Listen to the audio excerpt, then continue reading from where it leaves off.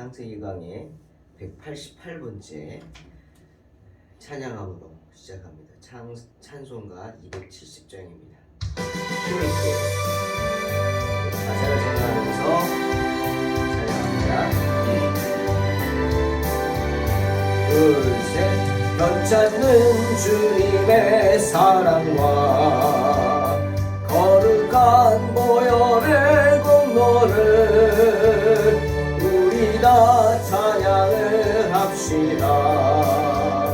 주님을 만나볼 때까지 예수는 우리를 깨끗게 하시는 주시니 그의 피 우리를 눈보다 더 희게 하셨네. 우리를 깨끗게 함기를 무궁한 생명의 물일새 생명의 구원을 받은 자 하나님 찬양을 합시다. 할렐루야.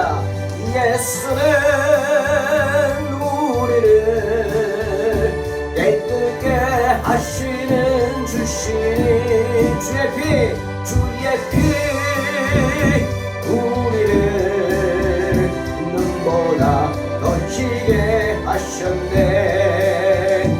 주님의 거룩한 보혈을 날마다 힘으로 간증해 담대히 싸우며 나가세. 천국에 들어갈 때까지 할렐루야. 예수는 우리를 깨끗게 하시는 주시니 주의 피 우리를 눈보다 더 희게 하셔. 십자가 든든히 붙잡고 날마다 이기며 나가세. 머리에 멸류관 쓰고 주 앞에 찬양할 때까지 아멘. 예수는 우리를 깨끗게 하시는 주시니 그의 피 우리를 눈보다 더 희게 하셨네. 네, 주님의 피로 씻음 받을 줄로 믿습니다. 창세기 42장 29절로 38절 봉독합니다. 그들이 가나안 땅에 돌아와 그들의 아버지 야곱에게 이르러 그들이 당한 일을 자세히 알리어 아뢰되 그 땅의 주인인 그 사람이 엄하게 우리에게 말씀하고 우리를 그 땅에 대한 정탐꾼으로 여기기로 우리가 그에게 이르되 우리는 확실한 자들이요 정탐꾼이 아니니이다. 우리는 한 아버지의 아들 12 형제로서 하나는 없어지고 막내는 오늘 우리 아버지와 함께 가나안 땅에 있나이다 하였더니 그 땅의 주인인 그 사람이 우리에게 이르되 내가 이같이 하여 너희가 확실한 자들임을 알리니 너희 형제 중에 하나를 내게 두고 양식을 가지고 가서 너희 집안에 굶주림을 구하고 너희 막내 아우를 내게로 데려오라. 그러면 너희가 정탐꾼이 아니요 확실한 자들임을 내가 알고 너희 형제를 너희에게 돌리리니 너희가 이 나라에서 무역하리라 하더이다 하고 각기 자루를 쏟고 본즉 각 사람의 돈뭉치가 그 자루 속에 있는지라. 그들과 그들의 아버지가 돈뭉치를 보고 다 두려워하더니 그들의 아버지 야곱이 그들에게 이르되 너희가 나에게 내 자식들을 잃게 하도다. 요셉도 없어졌고 시므온도 없어졌거늘 베냐민을 또 빼앗아 가고자 하니 이는 다 나를 해롭게 함이로다. 르우벤이 그의 아버지에게 말하여 이르되 내가 그를 아버지께로 데리고 오지 아니하거든 내 두 아들을 죽이소서. 그를 내 손에 맡기소서. 내가 그를 아버지께로 데리고 돌아오리이다. 야곱이 이르되 내 아들은 너희와 함께 내려가지 못하리니 그의 형은 죽고 그만 남았음이라. 만일 너희가 가는 길에서 재난이 그에게 미치면 너희가 내 흰머리를 슬퍼하며 스올로 내려가게 함이 되리라. 오늘 본문을 통해서 우리는 다시 한번 성경의 진리를 생각해 봅니다. 갈라디아 6장 7절 말씀입니다. 스스로 속이지 말라. 하나님은 업신여김을 받지 아니하시나니 사람이 무엇으로 심든지 그대로 거두리라. 심은 대로 거두리라는 말씀입니다. 솔로몬도 잠언 22장 8절에서 이렇게 말했습니다. 악을 뿌리는 자는 재앙을 거두리니 그 분노의 기세가 쇠하리라. 여러분, 악을 뿌린다 하는 말이 무슨 말이죠? 악하게 산다는 겁니다. 항상 악을 뿌려요.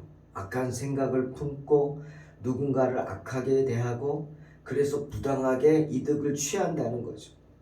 하지만 재앙을 거둔다 하십니다. 그렇게 부당하게 취한 이득은 오래가지 못한다는 거죠. 또 그러한 부당한 이득을 얻기 위해서 불의를 행하고 더욱 악을 행하여 마침내 악을 뿌리는 자는 그렇게 재앙을 거두게 될 것이다. 권세를 가진 자가 있습니까? 그 권세를 휘두르겠죠? 하지만 권세를 휘두른다 할지라도 주의해야 합니다. 왜? 자신이 들고 있는 그 권세의 지팡이가 하나님의 분노의 지팡이로 바뀔 수도 있기 때문이에요. 어떤 때 그럴까요?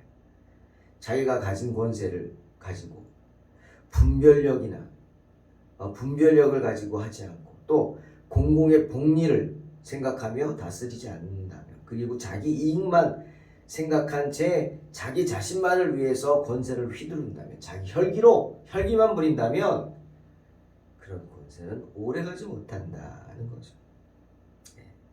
모세 보세요. 이집트 왕자라는 권세를 혈기 부렸죠. 얼마나 혈기가 세면 사람을 쳐 죽입니까? 대단한 거죠. 그 혈기가. 사랑하는 성도 여러분, 뿌린 대로 거둔다 의미를 생각해 보시기 바랍니다. 하나님이 우리의 일거수일투족을 다 지켜보고 계신다는 것이죠. 요셉의 형제들은 자신들이 하는 짓을 아무도 모를 것이라 생각했겠죠. 그래서 동생 요셉이 살려달라고 애원하는 소리를 듣고도 외면했겠죠. 죽이려만 했죠. 구덩이에 던져 넣었죠. 안 되니까 애굽의 노예로 팔아버렸죠. 하지만 매 순간순간 하나님이 다 보고 계셨습니다. 요셉의 애통한 소리를 다 듣고 계셨습니다.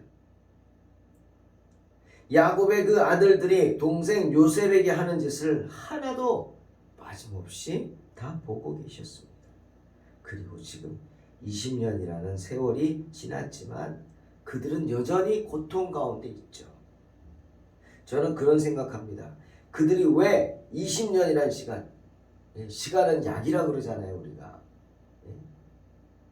근데 그 약이라는 게 아픔과 고통이 치유되고 있게 되는 거지 원한과 분노와 억울함과 죄에 대한 죄책감이 없어지는 건 아닙니다.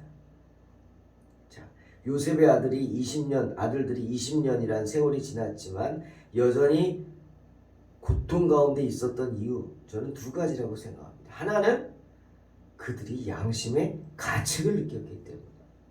양심의 가책. 왜 그들이 양심의 가책을 느꼈을까? 두 번째 이유입니다. 하나님이 그들을 버리시지 않았기 때문입니다.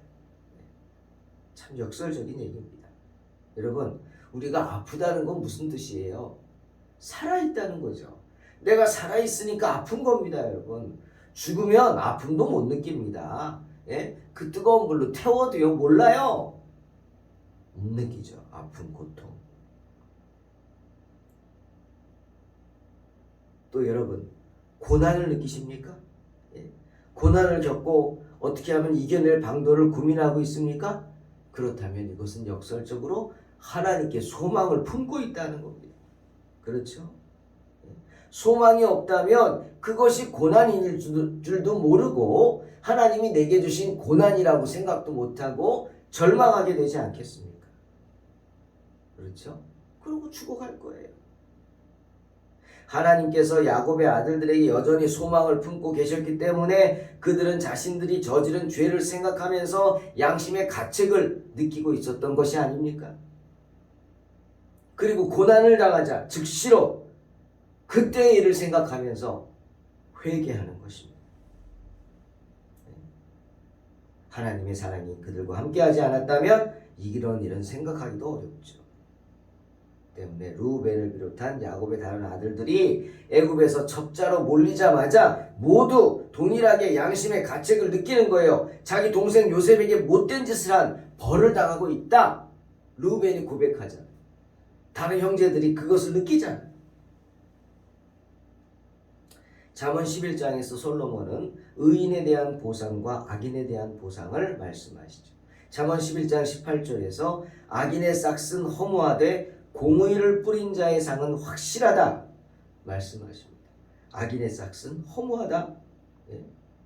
악인이 악하게 행동하여서 얻은 싹은 비록 자신이 원하는 건 없고 자신은 만족할지 모르지만 하나님 보시기에 그것은 마치 홍수가 나면 곧 무너지고 없어지는 그런 모래 위에 세운 집과 같다. 아무 쓸데가 없죠. 여러분, 죄는 인간을 속입니다. 죄는 인간을 속여요. 그래서 인간으로 하여금 죄를 짓게 만들고 마침내 죽게 만듭니다. 멀리 갈 것도 없어요. 우리 첫사람 아담과 하와 생각해 보세요. 하나님이 따먹지 말라고 하신 그 선악과 말씀에 불순종하죠. 왜? 뱀의 꿰매 넘어갔기 때문에. 뱀의 꿰매 넘어가죠. 그래서 어떻게? 인간이 죄를 졌어요. 따먹었어요. 에덴 동산에서 쫓겨났어요. 평생 고생하며 살다가 그런 벌을 받고 결국은 죽게 됩니다. 죄가 인간을 속인 것입니다. 뭐라고 속였어요? 창세기 3장 5절. 너희가 그것을 먹는 날에는 너희 눈이 밝아져 하나님과 같이 되어 선악을 알게 되리라. 거짓말하죠. 그래서 꿰매 넘어가서 선악과를 따먹고 죽지 않습니까? 죄는 인간을 속입니다. 그래서 결국 인간을 죽게 만듭니다. 죄가. 그런 거예요. 하지만 의를 뿌린 자의 상은 확실하죠.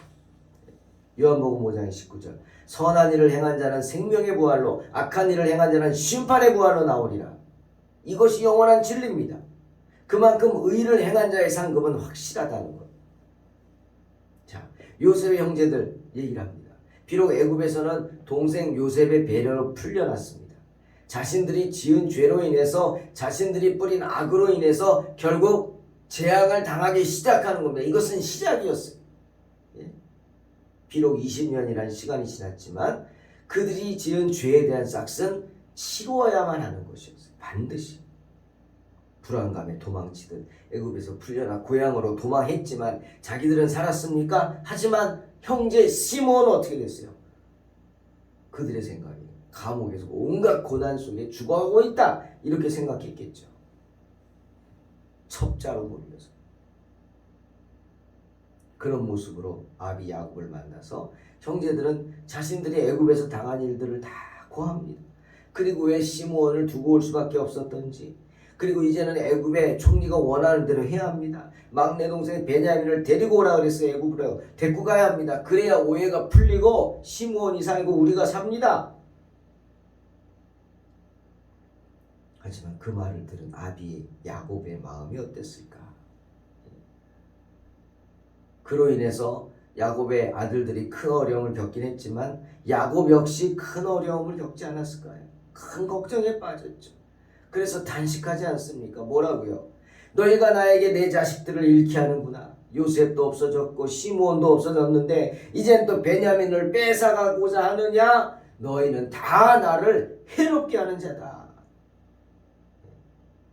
기가 막힌 이야기죠. 이미 아들 하나를 잃었는데 오래전에 요셉을 잃고 너희들이 뭐 짐승이 물어 뜯었다고 하지 않았냐. 그리고 포기하고 마음을 달래고 있는데 이제 또 하나 잃게 생겼습니다. 시므온입니다. 그리고 이제는 베냐민까지 달라고 합니다. 예. 야곱은 요셉에 대한 마음을 잃지 않았어요. 그래서 아마도 요셉이 형들에게 나쁜 일을 당하지 않았나 생각하고 있었던 것 같아요. 그래서 베냐민을 달라고 할 때 뭐라고 얘기합니까? 베냐민을 뭐라고 그래요? 예?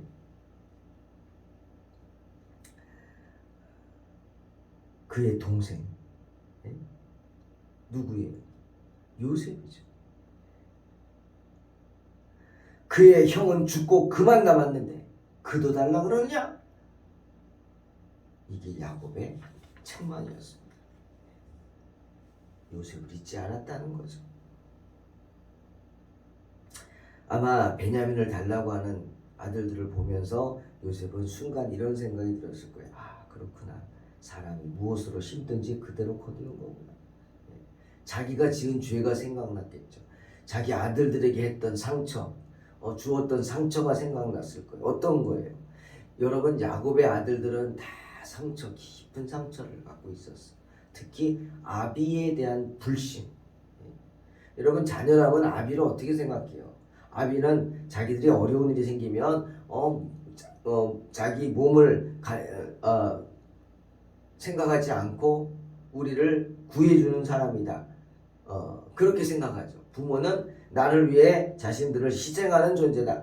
다 이렇게 생각할 거예요. 그런데 야곱의 아들들은 아니었어요. 왜? 자기들이 봤거든. 실제로 봤어요. 아비의 모습을 봤어요. 어떤 모습? 형 에서가 그를 만나러 올 때 어떻게 했어요? 야곱이 자녀들에게 어떤 짓을 했어요? 차별했어요. 편애를 드러냈어요. 그냥. 그래서 형 에서한테 공격을 받아 죽을지도 모르는데 에서에게 야곱은 원수 아닙니까? 그러면 너희들은 뭐예요? 야곱의 아들들은 원수의 아들들이에요. 다 죽여야죠. 그렇게 죽을지도 모르는데 첩이 낳은 아이들 단과 납달리, 갓과 아셀은 맨 앞에 세요. 덜 사랑하는 레아의 자녀들 루벤, 시므온, 레위, 유다, 단, 납달리는 그 뒤에 세우고 자기가 제일 사랑하는 라헬과 그의 아들 요셉은 자신과 함께 맨 뒤에 세워서 뭐라고 얘기합니까? 창세기 32장 8절 에서가 와서 한 대를 치면 남은 한 대는 피해야지. 피하겠다. 맨 앞장선 첩의 아들들을 치면은 나는 도망가야지. 그 다음은 레아의 무리들 한 대가 있잖아. 그 사이에 난 도망가겠다. 그들이 죽든 말든 아비가 상관하지 않겠다. 남편이 상관하지 않겠다. 그러니 그런 야곱을 아들들이 아비로 보겠습니까? 레아와 실바, 비라가 남편으로 보겠냐고요. 그러니 야곱의 아들들이 크면서 어떤 생각을 갖겠어요? 아비에 대해서. 말 듣겠어요? 각자 도생이다. 야, 아버지 필요 없다. 우리 돕는 자 아니다. 우리를 희생물로 삼는 자다. 각자 살아야 돼. 우리가 알아서 살아야 돼. 그러니 말도 안 듣고 자기 멋대로 행동하며 요셉을 죽일 생각까지 한 거 아닙니까? 내가 아들들을 편애해서 사랑으로 양육하지 못했구나. 아이들을 제대로 못 키웠구나. 그래서 이런 고난을 당하는구나. 야곱은 자기가 아들들을 편애하여 이 모든 고난이 찾아왔다고 생각하지 않았을까요? 자책하지 않았겠습니까? 내 죄 때문이라는 거죠. 때문에 야곱의 아들들만 놀란 게 아니라 야곱도 놀란 거예요. 놀라기만 한 게 아니라 두려워했다고 합니다. 여러분 왜 두려워합니까? 여러분 두려우세요? 왜 두려울까요? 그 이유가 요한일서 4장 18절에 나오죠. 사랑 안에 두려움이 없고 온전한 사랑이 두려움을 내쫓나니 두려움에는 형벌이 있습니다. 두려워하는 자는 사랑 안에서 온전히 이루지 못하였느니라 말씀하십니다. 왜 두렵다고요? 하나님을 사랑하지 못하기 때문에 두려운 것입니다. 왜 주님을 사랑하지 못합니까? 그 가운데 죄가 있기 때문입니다. 하나님과의 사이에서 죄의 문제를 해결하지 못했기에 하나님이 두려운 것입니다. 역시 야곱도 그 일로 몹시 두려워했어요. 그런데 엎친 데 덮친 격이라는 표현이 이런 데죠. 짐을 다 푸는데 그 안에 각자의 돈다발이 다 있는 것을 보고 예? 더 놀라지 않았습니까? 오해를 하지 않겠어요? 야, 애굽의 총리가 우리 자식들에게 악한 마음을 품고 다 죽이려고 이런 짓을 했구나. 불안했겠죠. 여러분, 야곱도 압니다. 아들들의 평소 자기도 죄가 많지만 아들들의 죄도 많다는 거 우리 알잖아요. 르우벤, 시몬, 레위, 유다, 예? 이들의 죄를 알지 않습니까? 털어 먼지 안 나는 사람 없다. 뭐 이런 말 있죠. 그거는 뭐 이럴 때 쓰는 말 아닌 것 같아요. 이 사람들은 먼지가 아니죠. 먼지가 아닙니다. 그렇지만 지금은 아닙니다.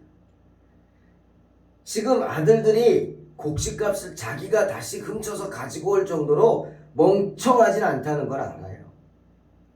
그래서 염려한 거예요. 혹시 아들들이 악한 계획에 휩싸이진 않았는지. 악을 뿌리는 자는 재앙을 거둔다. 그 사실을 알기에 두려운 거예요. 하지만 그것은 애굽 총리의 악한 계교가 아니었습니다. 오히려 이제는 애굽의 총리가 된 아들 요셉이 아버지와 형들을 생각해서 다시 넣어준 선물이었습니다. 그러니 오해한 거예요. 모르니까. 사랑하는 성도 여러분, 우리의 그런 무지, 실수, 그리고 우리의 약한 신앙은 종종 하나님의 사랑을 오해하게 됩니다. 실제로는 우리를 위한 것임에도 불구하고 우리를 해치는 것으로 걱정하게 합니다. 이유가 뭐라고요? 우리의 죄 때문입니다. 우리가 행하는 악 때문입니다. 악한 일을 행하고도 회개하지 않아서 죄의 문제를 해결하지 못해서 생긴 문제죠. 그래서 두려운 거예요. 자, 보십시오. 이제 하나님께서는 요셉을 통해 고난을 주십니다. 우리 아까 얘기했죠. 그들이 고난을 당하자마자 양심의 가책을 받았고 이것이 우리의 죄 때문이라고 고백하게 된 이유가 하나님이 여전히 그들을 사랑하기 때문이라고 말씀드렸죠. 때문에 하나님은 그들을 사랑하시고 이제 그들을 이스라엘의 12지파의 족장으로 세우기 위해서 요셉을 통해서 고난을 주시는 겁니다. 요셉은 그들에게 고난을 줍니다. 하지만 자신이 당한 것과 같은 그런 육체적 고난이 아니라 영적인 고난이었어요. 마음의 고민이 생기게 하고 마음의 고난을 준 겁니다. 시므온을 잡아넣고 베냐민을 데리고 오라 하면서 그들의 죄를 묻는 거예요. 어떤 죄? 너희가 나에게 그랬지. 나에게 그랬듯이 또다시 너희가 형제를 팔아먹을 수 있겠냐? 형제를 배신하고 너희가 살 길만 찾겠느냐? 그것을 물어보는 것이 아닙니까? 그렇게 그들의 양심을 막 자극해서 그들의 죄가 낱낱이 드러내도록 하는 것입니다. 왜? 회개하라는 겁니다. 회개. 그래야 너희들이 살 수 있기 때문이죠. 사랑하는 성도 여러분, 세례 요한이 우리에게 던진 메시지는 딱 하나입니다. 뭐예요? 회개하라. 천국이 가까웠다. 다른 말도 아닙니다. 회개하라. 천국이 가까웠다. 여러분, 정말 우리가 주님 앞에서 언제나 죄인임을 고백하면서 이 세례 요한의 메시지를 기억해야 합니다. 회개하라. 천국이 가까웠다. 스스로 돌아볼 수 있는 복된 성도가 되시기를 주님의 이름으로 축원합니다. 기도하겠습니다. 하나님 감사합니다. 오늘도 주님 앞에 귀한 믿음으로 나오게 하시니 감사합니다. 어리석은 저희들이 항상 주님의 은혜를 떠나지 않도록 붙잡아 주시고 주님의 사랑 가운데 스스로를 돌아보면서 언제나 우리의 죄를 고백하고 회개할 수 있게 축복하여 주시옵소서. 감사드리며 우리에게 승리를 주실 줄 믿사오며 예수님의 이름으로 기도하옵나이다. 아멘. 승리하시기 바랍니다.